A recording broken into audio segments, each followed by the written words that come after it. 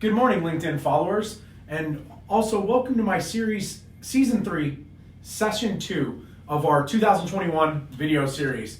Happy New Year to everybody out there. Boy, a lot has happened since our last session. Everything from a major release in the SolarWinds breach and the FireEye breach, which also breached 400 plus other entities, including quite a few extremely large, including the U.S. government. We'll talk about that here a little bit here today. The other things that have happened is, God, we're 10 months here and 11 months into this, and COVID is still here, and we're still trying to figure out this vaccine thing and what that looks like, and when things like travel and being able to meet in person will be a little bit more back to normal. But in the meantime, what have we done? We've all adapted. Collaboration and things like that are up. Leveraging tools. I was always a big advocate in you can really sell anywhere in today's world. You can provide services anywhere, with the ability of WebEx and Zoom and all those great technologies. It does enable you as the user to be able to, succeed in a virtual type environment, which leads me into the conversation around, how do we secure those virtual user type environments and what has changed, 10 months. So let's go ahead and get started here. Again, thank you for the time, spending time with me. I really appreciate it. Hopefully this video series is both informational, keeps you abreast of what's going on here at 360 SOC, and also, is another way to engage and just kind of learn something new. So let's talk a little bit about what's going on with 360 SOC. So in the news, 360 SOC, those of you guys that aren't familiar with us, we offer, 5 core services right out of the box. That's MDR, and our MDR is based around SIM, UEBA, NDR, EDR, and vulnerability management. Okay? If you notice something about this piece of the stack, that aligns with the Gartner SOC triad methodology. So those of you guys that aren't familiar with that, that's that methodology that a lot of the NDR guys, the power of the packet guys were talking about over the last couple of years. Gartner introduced that as, NDR is the missing component as part of the SOC. You bridge SIM, UEBA, NDR, and EDR together, and you can really truly start to transform or create that, replay of that event cycle when something does happen in your environment. So for us, going to continue to push forward with our MDR product. We've also announced some lightweight products, managed EDR. Whether you're getting a managed endpoint security solution, like something from somebody like a CrowdStrike, or whether you're looking for somebody like us to come in, bring in a EDR solution, and also manage those events, those Windows events, those Linux events, whatever that device is with that endpoint security on it, be able to capture that data and still be able to provide an additional layer of security where we can do things like isolate the device or scan it and such. So that's new, that's coming out, a really lightweight, easy way to engage with us. Our Base Plus program is really launching off, for those of you guys that aren't familiar with that, that's SIM and an EDR Lite, and that starts at $550 per month. So again, for those small organizations, people that are looking for purely log retention, when you start talking about log retention, walks me right into a conversation about Sunburst, right? So let's talk about what's happened with 2021 and some of the Sunburst or SolarWinds breach. When we start talking about retention, big word here, right?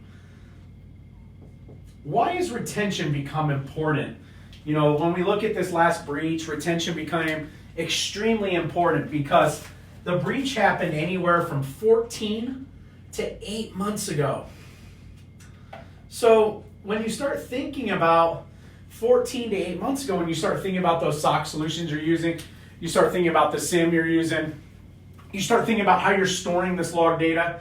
As you're going through that path, you might have realized that it became really challenging to get to the data that was needed to help investigate to whether this was even an impact in your environment, or did you have third-party impact?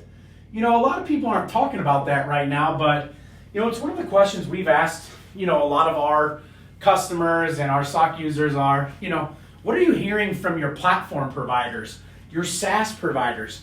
I really do find it hard to believe that most of the organizations out there that had heavy enriched applications have tools like SolarWinds. That doesn't mean that they're using SolarWinds. That's for them to identify and to share and to release to their customers, but that's something that we've been asking. Going into that further, where retention, the biggest impact or the biggest pain of impact from that retention policy was the hosted providers. So guys like the Alien Vault, USMs, anyone hosted. Reason why I say that is typically when it's hosted, there's a limit on how long you can search. So those of you guys that are looking at your contracts and you're looking back, or you were trying to figure this out and you're like, man, I can't get to those logs that were that far back. Why is this? A lot of that becomes that's that hosted model where they make you move this stuff to cold, right? And they talk about, well, you just can put that in cold raw storage and you can recall it. Well, that's not always the case, and in this type of case with SolarWinds and the Sunburst, that might have made it a little bit more complicated. So in 2021, I think what we've learned is, obviously controls. We need retention that is searchable. We need checks and balances. We need accountability. To name a few things. Some of the things that went really well. Look at the FireEye breach. I mean, the way they released that, FireEye competitor, big competitor, we're boutique, but they did the right thing. They've been very shareful with their data. They released great information. They've partnered with other companies. I mean, in a time of need, that's what you need, right? The worst thing we could have is people in the industry hiding what actually happened. So we don't want to have that. So, again, going through processes where, people can be held accountable, can share, we can learn from this stuff. Breaches are going to happen. Mistakes are going to happen. The quicker we can learn about them, the quicker we can figure out what this behavior is that the malicious intenders are using, the quicker we can help mitigate some of this risk.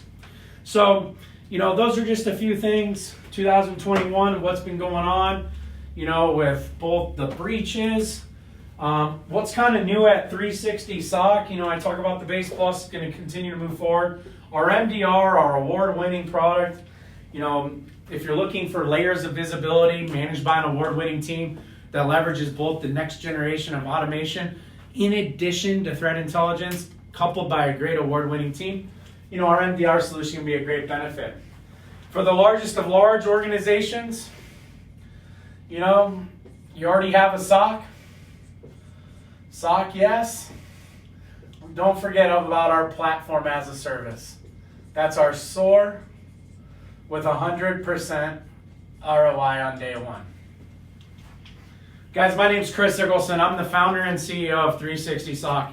Thanks for spending a few minutes with me today. Hopefully it was beneficial to talk a little bit through what's new at 360 SOC, what's going on right now in the marketplace, and kind of what have we seen. I look forward to session 3 of season 3. Have a wonderful rest of your week, and Happy New Year.